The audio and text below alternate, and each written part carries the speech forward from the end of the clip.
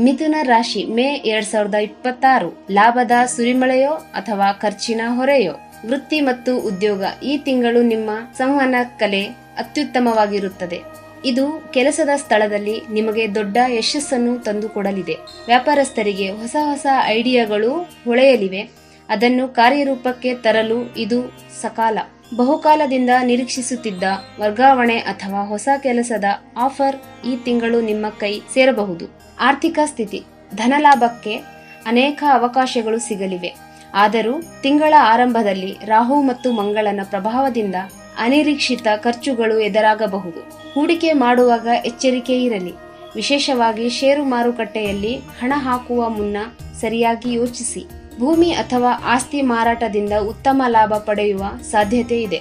ಕುಟುಂಬದಲ್ಲಿ ಸಣ್ಣ ಪುಟ್ಟ ಮಾತಿನ ಜಗಳ ನಡೆಯಬಹುದು. ನಿಮ್ಮ ನಾಲಿಗೆಯ ಮೇಲೆ ಹಿಡಿತವಿರಲಿ. ಪ್ರೇಮಿಗಳಿಗೆ ಈ ತಿಂಗಳು ಏರಿಳಿತಗಳಿಂದ ಕೂಡಿರಲಿದೆ. ಪರಸ್ಪರ ನಂಬಿಕೆ ಮುಖ್ಯ. ವಿವಾಹಿತರು ಸಂಗಾತಿಯ ಆರೋಗ್ಯದ ಬಗ್ಗೆ ಸ್ವಲ್ಪ ಕಾಳಜಿ ವಹಿಸಬೇಕಾಗುತ್ತೆ.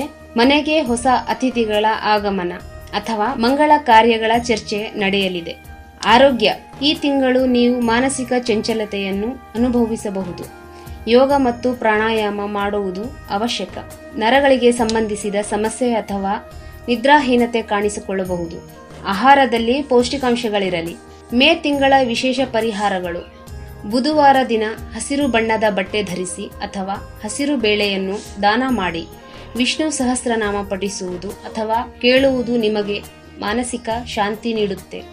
ಗಣೇಶನಿಗೆ ಬೆಲ್ಲ ನೈವೇದ್ಯ ಅರ್ಪಿಸಿ. ಮಿಥುನ ರಾಶಿ ಮೇ 2026 ಲಾಭದ ಸುರಿಮಳೆಯೋ ಅಥವಾ ಖರ್ಚಿನ ಹೊರೆಯೋ. ವೃತ್ತಿ ಮತ್ತು ಉದ್ಯೋಗ. ಈ ತಿಂಗಳು ನಿಮ್ಮ ಸಂವಹನ ಕಲೆ ಅತ್ಯುತ್ತಮವಾಗಿರುತ್ತದೆ. ಇದು ಕೆಲಸದ ಸ್ಥಳದಲ್ಲಿ ನಿಮಗೆ ದೊಡ್ಡ ಯಶಸ್ಸನ್ನು ತಂದುಕೊಡಲಿದೆ.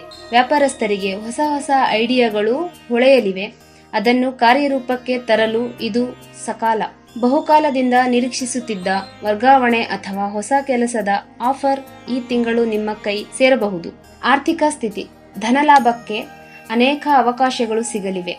ಆದರೂ ತಿಂಗಳ ಆರಂಭದಲ್ಲಿ ರಾಹು ಮತ್ತು ಮಂಗಳನ ಪ್ರಭಾವದಿಂದ ಅನಿರೀಕ್ಷಿತ ಖರ್ಚುಗಳು ಎದುರಾಗಬಹುದು. ಹೂಡಿಕೆ ಮಾಡುವಾಗ ಎಚ್ಚರಿಕೆ ಇರಲಿ. ವಿಶೇಷವಾಗಿ ಷೇರು ಮಾರುಕಟ್ಟೆಯಲ್ಲಿ ಹಣ ಹಾಕುವ ಮುನ್ನ ಸರಿಯಾಗಿ ಯೋಚಿಸಿ. ಭೂಮಿ ಅಥವಾ ಆಸ್ತಿ ಮಾರಾಟದಿಂದ ಉತ್ತಮ ಲಾಭ ಪಡೆಯುವ ಸಾಧ್ಯತೆ ಇದೆ. ಕುಟುಂಬದಲ್ಲಿ ಸಣ್ಣ ಪುಟ್ಟ ಮಾತಿನ ಜಗಳ ನಡೆಯಬಹುದು. ನಿಮ್ಮ ನಾಲಿಗೆಯ ಮೇಲೆ ಹಿಡಿತವಿರಲಿ. ಪ್ರೇಮಿಗಳಿಗೆ ಈ ತಿಂಗಳು ಏರಿಳಿತಗಳಿಂದ ಕೂಡಿರಲಿದೆ. ಪರಸ್ಪರ ನಂಬಿಕೆ ಮುಖ್ಯ. ವಿವಾಹಿತರು ಸಂಗಾತಿಯ ಆರೋಗ್ಯದ ಬಗ್ಗೆ ಸ್ವಲ್ಪ ಕಾಳಜಿ ವಹಿಸಬೇಕಾಗುತ್ತೆ.